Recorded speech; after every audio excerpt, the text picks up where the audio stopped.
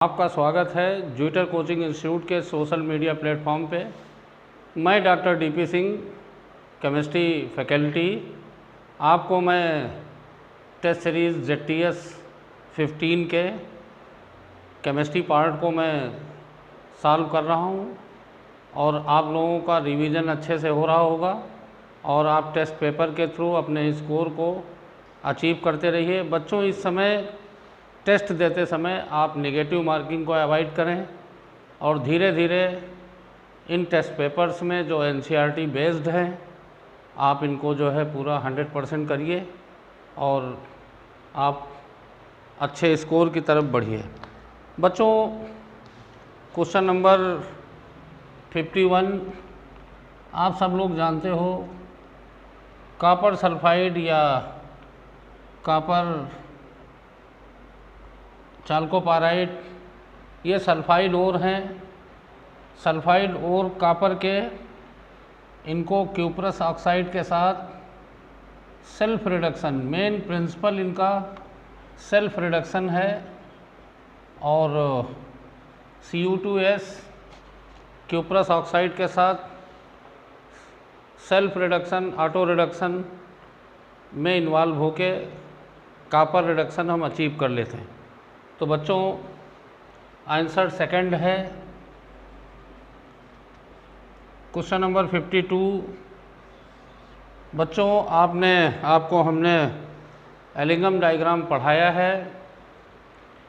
Alumina से aluminium हम electrolytic reduction में जाते हैं मोल्टेन स्टेट में, इसलिए क्योंकि in general carbon reduction oxide ore में किया जाता है, लेकिन एल्यूमिना का फ्री एनर्जी फॉर्मेशन बहुत ज़्यादा नेगेटिव होता है और जब आप एलिंगम डायग्राम में जाएंगे तो इसका डेल्टा G निगेटिव जब आएगा at high temperature 1800 degree centigrade से ऊपर, तो और इसलिए कार्बन रिडक्शन डायरेक्ट पॉसिबल नहीं है, क्योंकि इकोनॉमिकली जो है कास्ट वाइज हम एल्यूमिना का कार्बन रिडक्शन नहीं कर सकते और इसलिए हॉल हेराल्ड प्रोसेस में हम लोग मोल्टेन स्टेट में एल्यूमिना की इलेक्ट्रोलिसिस करते हैं। तो बच्चों, इसका आंसर थर्ड है। और बाकी आप देखिए, हेमेटाइट से Fe, क्यूप्रस ऑक्साइड से कॉपर, ZnO से जिंक, इनको कार्बन या कार्बन मोनोऑक्साइड के रिडक्शन से हम अचीव कर सकते हैं। क्वेश्चन नंबर 53 मेरे बच्चों, सिंपल सवाल है, कोलॉइडल सॉल्यूशन की डिफिनीशन है। पार्टिकल साइज 1 नैनोमीटर से 1000 नैनोमीटर, और ये ऑर्डिनरी फिल्टर पेपर से ये स्टॉप नहीं हो सकते हैं, तो आपको इसमें इनकरेक्ट स्टेटमेंट में जाना है। Second is the incorrect statement. और बच्चों, आप देखिए, colloidal particle shows Brownian motion correct है। Colloidal solution shows colloidal property, colligative behaviour है। लास्ट है flocculating power of aluminium +3 is more than Na+। जितने ज़्यादा चार्ज होगा उतने ज़्यादा उसकी कोएगुलेटिंग या फ्लोसुलेटिंग पावर होगी। क्वेश्चन नंबर 54 में बच्चों आप ध्यान दीजिएगा, इस तरह के छोटे छोटे सवाल आ सकते हैं। German silver, brass, steel, cast iron, तो इस तरह इनके सबके कंपोजिशन आप पढ़ लीजिएगा, ठीक। और जर्मन सिल्वर में बच्चों कॉपर, जिंक और निकिल, जिसमें निकिल ऑलमोस्ट 40-50% होता है, तो आंसर थर्ड। क्वेश्चन नंबर 55 में बच्चों इंडियम, जर्मेनियम, गैलियम, इन सेमीकंडक्टर्स का हम लोग जोन रिफाइनिंग करते हैं। और बच्चों ध्यान दीजिए, जोन रिफाइनिंग आप लोगों ने पढ़ा होगा, जब इम्प्योरिटी मोल्टेन स्टेट में ज़्यादा सॉल्युबल हो, तब हम जोन रिफाइनिंग करते हैं। क्वेश्चन नंबर, तो इसमें आंसर आपका जोन रिफाइनिंग होगा। क्वेश्चन नंबर 56 में बच्चों ओरल क्वेश्चन है, हेमेटाइट, आप ध्यान दीजिए Fe2O3, bauxite Al2O3.XH2O, magnetite Fe3O4, malachite CuCO3.COS twice. और अगर आप ये देखिए तो इसमें आपका फोर्थ ऑप्शन आएगा, जो कि मेटलर्जी में सिंपल सवाल है, सारे और याद कर लीजिए। क्वेश्चन नंबर, न्यूट्रल ऑक्साइड बच्चों, ऑक्सीजन के जितने भी ऑक्साइड्स हैं उसमें न्यूट्रल ऑक्साइड्स NO और N2O, NO2 एसिडिक है, N2O3 एसिडिक है, तो बच्चों आप ध्यान दीजिएगा NO और N2O, आंसर आपका थर्ड। क्वेश्चन नंबर 58 में बच्चों देखिए बच्चों, जेल्डॉल मेथड में बेसिकली जो है हम लोग नाइट्रोजन को कंसनट्रेट H2SO4 से ट्रीट करते हैं और अमोनियम सल्फेट बनाते हैं। फिर अमोनियम सल्फेट को NaBase के साथ हीट करते हैं, अमोनिया बनाते हैं। फिर अमोनिया का आप वॉल्यूमेट्रिक एनालिसिस से H2SO4 और NaBase से आप टाइट्रेट करके अमोनिया के मोल्स या इक्विवेलेंट निकालते हैं। तो ऐसे नाइट्रोजन जो अमोनियम सल्फेट में कन्वर्ट नहीं होंगे, उनमें हम जेल्डॉल मेथड यूज़ नहीं कर सकते। जैसे एजो कंपाउंड्स, डाइजोनियम सॉल्ट है, तो आप देखिए ये एजो कंपाउंड N2 में डिकम्पोज हो जाएंगे, या नाइट्रो कंपाउंड में भी नाइट्रोजन अमोनियम सल्फेट में कन्वर्ट नहीं हो पाएगी, या जो हेट्रोसाइकिल्स नाइट्रोजन है जैसे पिरिडीन, इन नाइट्रोजन्स को हम अमोनियम सल्फेट में बदल नहीं सकते बच्चों, इसलिए जेल्डॉल मेथड इनमें यूज़ नहीं कर सकते। तो क्वेश्चन में पूछा गया था कि किसमें हम जेल्डॉल मेथड यूज़ कर सकते हैं, तो आप देखिए आंसर सेकंड। क्वेश्चन नंबर 59 मेरे बच्चों, हार्डी-सुल्जे रूल पढ़ लीजिएगा। नेगेटिव साल को कैटायन कोएगुलेट करेगा, पॉजिटिव साल को आयनायन। और अगर नेगेटिव साल को हमें कोएगुलेट करना है तो एक से ज़्यादा कैटायन दिए गए हैं, तो आप ध्यान दीजिएगा जितने ज़्यादा चार्ज होगा उतने उसकी कोएगुलेटिंग पावर, फ्लोसिलेटिंग पावर ज़्यादा होगी। तो बच्चों Ba++।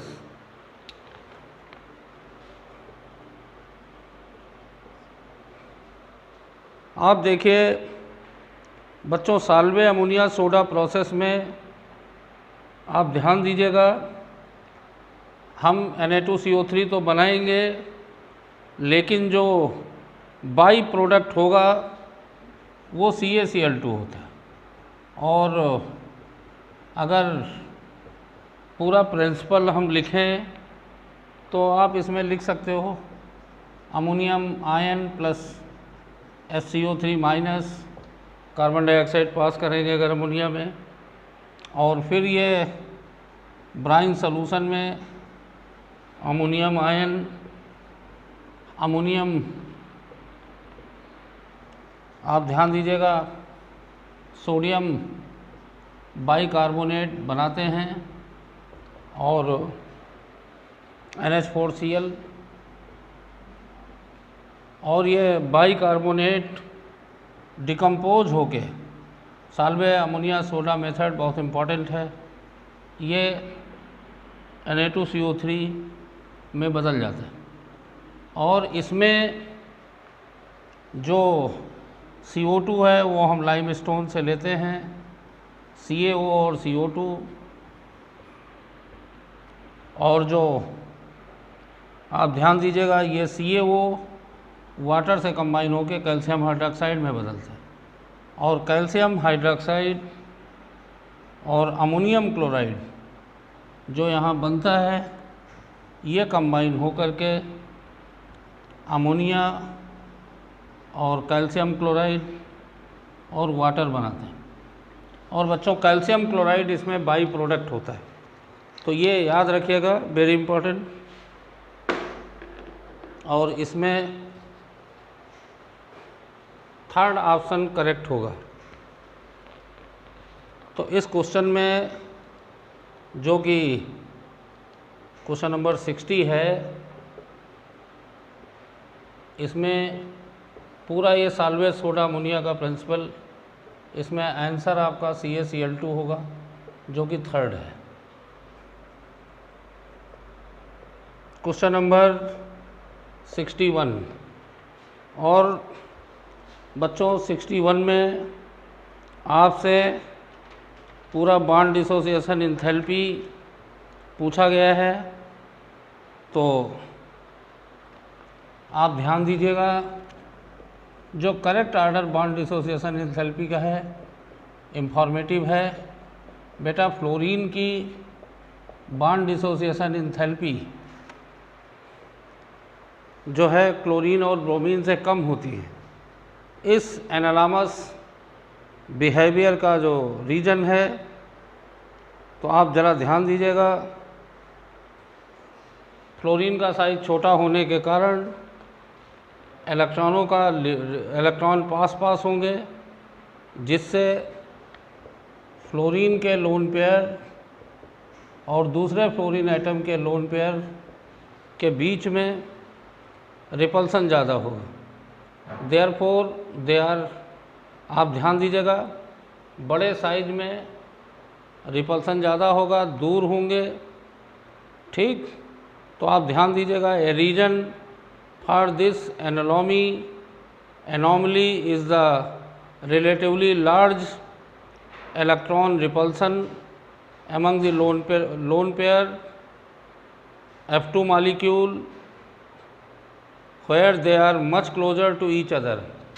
तो आप ध्यान दीजिएगा, इसलिए बॉन्ड डिसोसिएशन एंथैल्पी ClCl की Br से ज़्यादा होगी और Br का Ff से। तो इसमें आंसर थर्ड है। आप ज़रा ध्यान दीजिए, क्वेश्चन नंबर 62 लेसाइनगे टेस्ट में, अगर लेसाइनगे टेस्ट में हम जब हाइड्रोजन का सोडियम स्ट्रेट बनाते हैं तो AgNO3 डालते हैं और AgX, और फिर उसके बाद PPT, white PPT, AgCl, yellow PPT, AgBr, pale yellow PPT, AgI और अमोनिया से टेस्ट कर लेते हैं।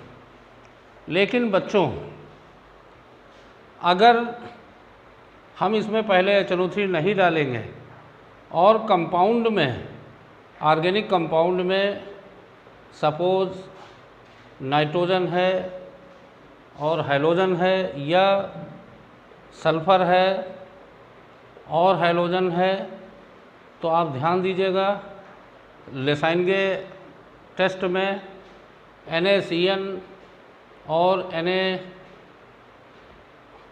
Na2S भी बनेगा, या Na दोनों हैं तो NaCl भी बनेगा अलॉन्ग विथ NaX।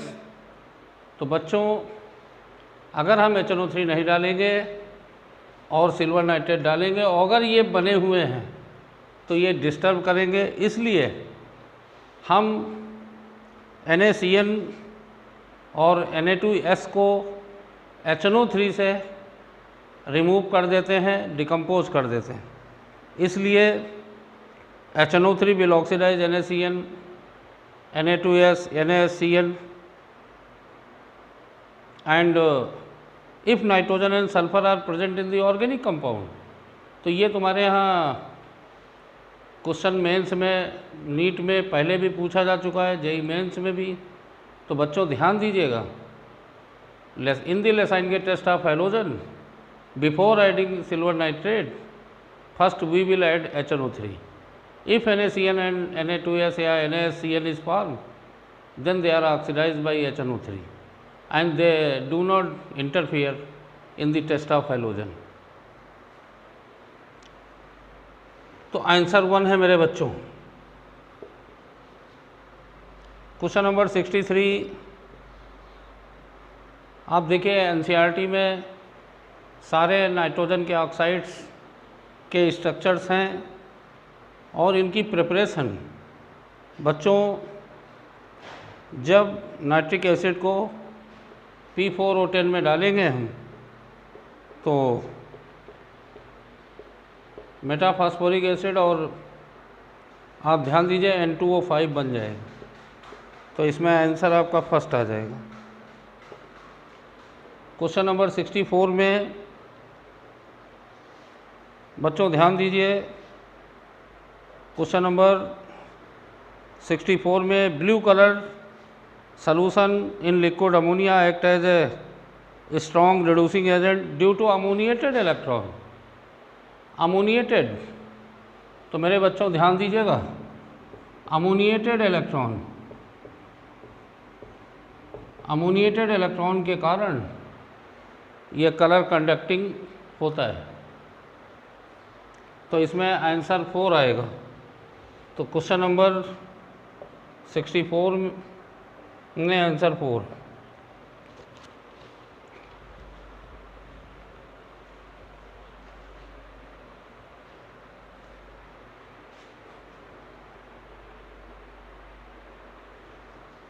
बच्चों क्वेश्चन नंबर 65 में which is diamagnetic but coloured.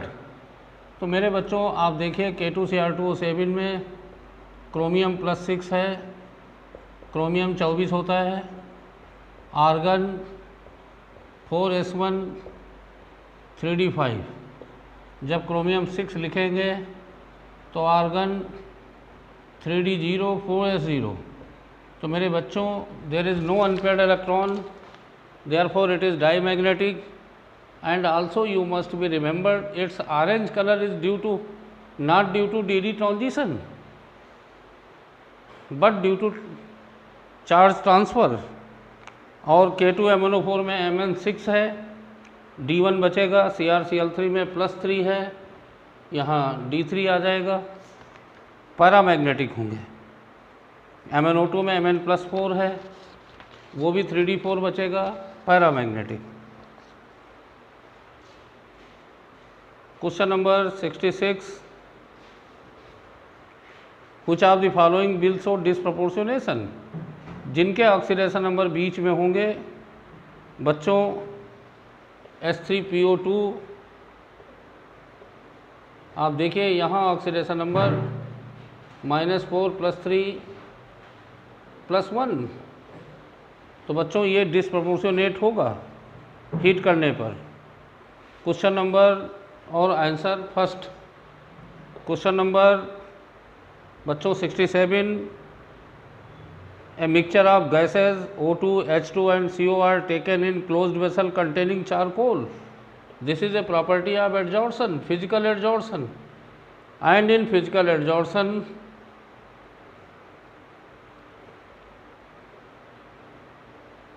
There is physical adsorption time के अकॉर्डिंग प्रेशर कम होता जाएगा because the gases will be adsorb by solid surface. तो आंसर 4। क्वेश्चन नंबर 67 में आंसर 4। 68 बच्चों यहाँ वैल्यूज़ दी गई हैं क्रिटिकल टेम्परेचर की। आप सब लोगों को पता है ऐसी गैसें जिनका क्रिटिकल टेम्परेचर ज़्यादा होगा they are more real and more easily adsorb, but the gases whose critical temperature is very low less easily adsorb. और इसमें हाइड्रोजन का क्रिटिकल टेम्परेचर सबसे कम है, हाइड्रोजन लीस्ट एडजॉर्ब होगी चारकोल में। तो क्वेश्चन नंबर 68 में आंसर 1। क्वेश्चन नंबर 69 में which of the following alkaline earth metal has its बेटा एल्कलाइन अर्थ मेटल में B++, Mg++, Ca++, Sr++, आप देखिए डाउन द ग्रुप साइज बढ़ रहा है, hydration decreases, degree of hydration decreases. तो जिसका साइज सबसे छोटा होगा beryllium plus plus, that is more hydrated and more hydration energy. तो बेरिलियम सल्फेट की हाइड्रेशन एनर्जी सबसे मैक्सिमम होगी because it is more hydrated. तो आंसर है beryllium sulphate, answer number 2। Question number 70 में हॉल हेराल्ड प्रोसेस में जो हम एलुमिना का एक्सट्रैक्शन करते हैं उसमें क्रायोलाइट मिलाते हैं। पर मेरे बच्चों, cryolite serve has 2 function. Cryolite act as a solvent for alumina in because electrolysis is carried out in molten state, as well as it decreases the fusion temperature and increases the conductivity of alumina, इसलिए molten mixture मिलाते हैं। It doesn't act as an electrolyte। तो इसमें answer 4th है जो कि false statement है। Question number 71, pure nitrogen is obtained from decomposition of azide like sodium azide, like barium azide।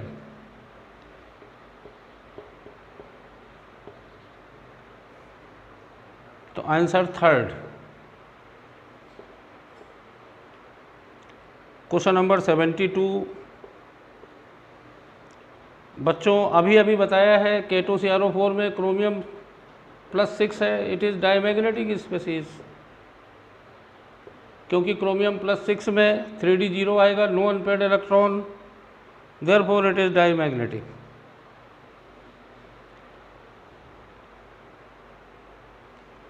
और 73 अभी अभी बच्चों बताया है कालामाइन जिंक कार्बोनेट है, मलाकाइट, और इसमें आंसर बी आएगा। मैग्नेटाइट Fe3O4 है। क्रायोलाइट अभी बताया Na3AlF6, तो इसमें आंसर 2 है। बेटा बोराक्स में भले हम लोग लिखते हैं Na2B4O7.10H2O, पर इसमें सारे क्रिस्टलाइन वाटर नहीं होते हैं। इसका जो रियल कंपोजिशन है Na2B4O5 OH4.8H2O, तो क्रिस्टलाइन वाटर इज 8। तो इसका आंसर मेरे बच्चों 2nd है। Question number 75, Tyndall effect. बेटा टिंडल इफेक्ट में चार्ज पे डिपेंडेंट नहीं है। Charge Tyndall effect particle size और रिफ्रैक्टिव इंडिसेस पे डिपेंडेंट होता है, कोलाइडल सॉल्यूशन के चार्ज पे नहीं।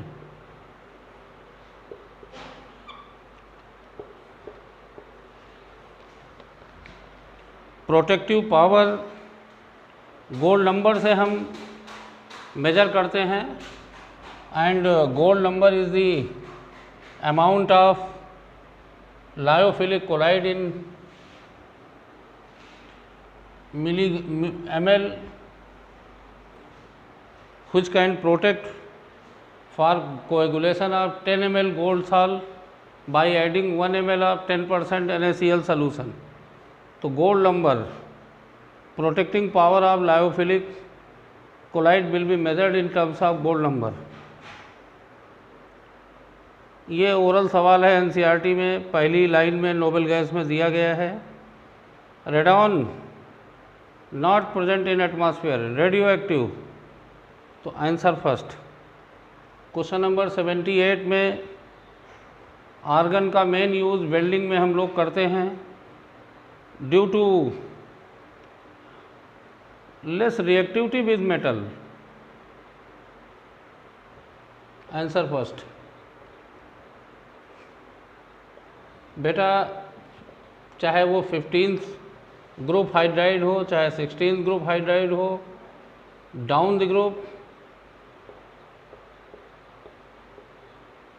element H bond dissociation energy decreases and therefore reducing power is increases. तो SbS3 पावरफुल रिड्यूसिंग एजेंट, यही 16th ग्रुप में है। तो आंसर 2। क्वेश्चन नंबर 80, बच्चों ये बहुत इंपॉर्टेंट रिएक्शन है। जब जिंक की डाइल्यूट HNO3 से रिएक्शन करोगे तो जिंक नाइट्रेट और N2O बनेगा। तो ये याद करिएगा, NCERT की प्रॉब्लम है, NCERT में दिया गया है। और जब कंसनट्रेट HNO3 लेंगे तो बच्चों ज़रा ध्यान दीजिएगा, जिंक नाइट्रेट प्लस NO2 बनेगा और H2। तो आंसर जो है डाइल्यूट के साथ N2O और कंसनट्रेट के साथ आपका NO2 बनेगा। Answer 3rd।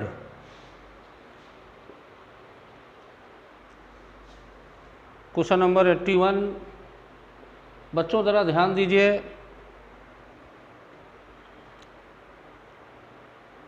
मरकरी का बॉइलिंग पॉइंट कम होता है, इसलिए हम लोग ध्यान देंगे, मरकरी में डिस्टिलेशन करेंगे, कॉपर में इलेक्ट्रोलाइटिक रिफाइनिंग करेंगे, सिलिकॉन जो है जोन रिफाइनिंग, और निकिल जो है वेपर फेज मंड प्रोसेस। Answer 3rd। बेटा जिंक में जिंक का कॉन्फ़िगरेशन 4:3D10 होता है, सारे फिल्डअप होते हैं और इसलिए D इलेक्ट्रॉन इसमें केवल बाहर के 2 इलेक्ट्रॉन ही बॉन्डिंग में यूज होते हैं, इसलिए वीक मेटल मेटल बॉन्डिंग और इसलिए lowest enthalpy of atomization. Question number 83, copper के मेटलर्जी में FeO SiO2 के साथ FeSiO3 स्लैग के फॉर्म में निकल जाता है। आंसर 4। 84 में बच्चों जब फास्फीन का लैब प्रिपरेशन करते हैं डिसप्रपोर्शनेशन, तो बच्चों इसमें सबसे ख़ास बात है अंडर इनर्ट एटमॉस्फेयर आप CO2 करते हैं, क्योंकि इसमें P2H4 की इम्प्योरिटी होती है जो कि हाईली इन्फ्लेमेबल है। It catches fire with air and nitrogen also and therefore this preparation can be carried out in inert atmosphere of CO2। तो इसमें आंसर 1। क्वेश्चन नंबर 85 में which of the following does not react with oxygen? Pt is the most stable metal, its affinity towards oxygen is very less, तो Pt react नहीं करता है। Question number 86, बेटा लेसाइनगे test nitrogen sulphur phosphorus और hydrogen के लिए करते हैं, तो ए का जो है 3rd होगा। कॉपर सेकेंड ऑक्साइड कार्बन के एस्टिमेशन में यूज़ करते हैं, सिल्वर नाइट्रेट हाइड्रोजन के एस्टिमेशन में, और sodium fusion extract will give black PPT with acetic acid, ये आपका सल्फ़र के टेस्ट में हम यूज़ करेंगे। तो बच्चों answer 3rd। Question number 87, which one of the following lanthanide does not form MO2? बेटा MO2 में M+4 है, YB M+4 नहीं बनाता है, इसलिए 87 में करेक्ट आंसर 4 है।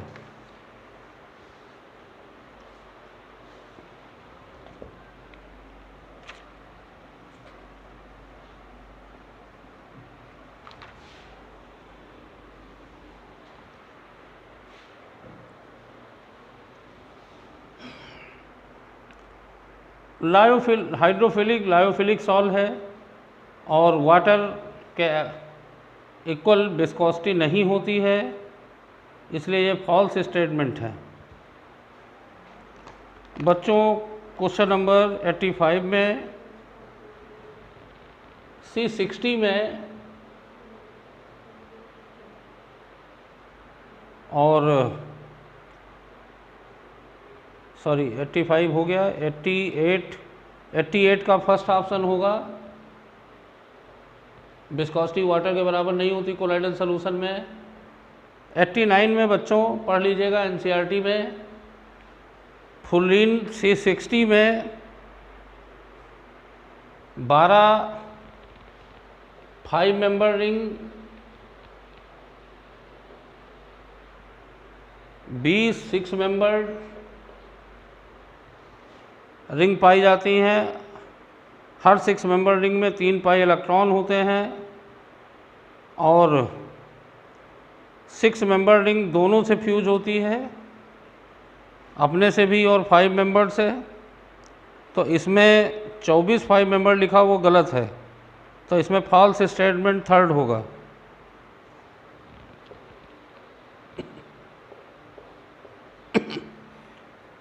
Mixture of chloroform and aniline can be separated by simple distillation, बिल्कुल सही है, क्योंकि बॉइलिंग पॉइंट का अंतर दोनों में 30 डिग्री से ज़्यादा होता है।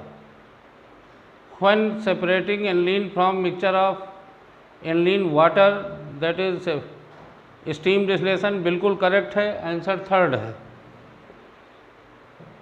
क्वेश्चन नंबर 91 में मैंने बच्चों परसेंटेज ऑफ नाइट्रोजन जल्लाल मेथड में बताया है, milliequivalent of ammonia upon mass of organic compound. तो और इसमें देखिए 1.4 इंटू H2SO4 के मिलीक्वलेंट मेरे बच्चों 60 इंटू 1/10 इंटू 2 माइनस जो बचे हुए H2SO4 के हैं 60 और 60 ml ऑफ N/10 बचे हुए H2SO4 के मिलीक्वलेंट। तो आप ध्यान दीजिएगा, पेज के 20 इंटू 1/10, तो ये 12 आ जाएगा, ये 2 आ जाएगा, upon mass of organic compound 10 है, 1.4, तो बच्चों 10% आएगा। क्वेश्चन नंबर 92,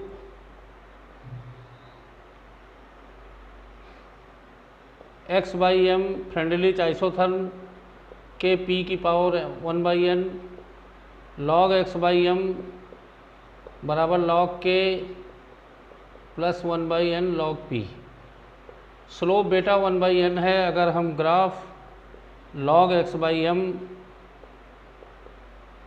और log P में ग्राफ खींचें और स्लोप tan थीटा होता है, जो कि परपेंडिकुलर इसमें दिया गया है 2 4, तो 1/n बराबर 2/4, तो X/m बराबर K P की पावर 1/n। तो मेरे बच्चों P और 1/n की वैल्यू 1/2 है, तो आंसर फोर्थ। क्वेश्चन नंबर 93, बच्चों all the halogens are coloured, जो हाईएस्ट, और आप सब लोग 12th में 20 एटॉमिक नंबर तक मॉलिक्यूलर ऑर्बिटल थ्योरी पढ़ते हैं। तो F2 का 20 होता है, और 18, और अगर आप F2 का मॉलिक्यूलर ऑर्बिटल बनावें तो हाईएस्ट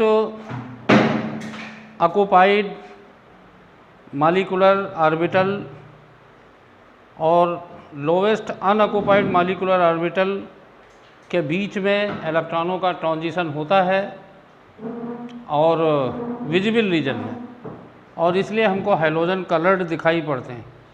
तो ये क्वेश्चन नंबर 93 में आंसर आपका थर्ड होगा। एनी काइंड ऑफ लाइट सही नहीं।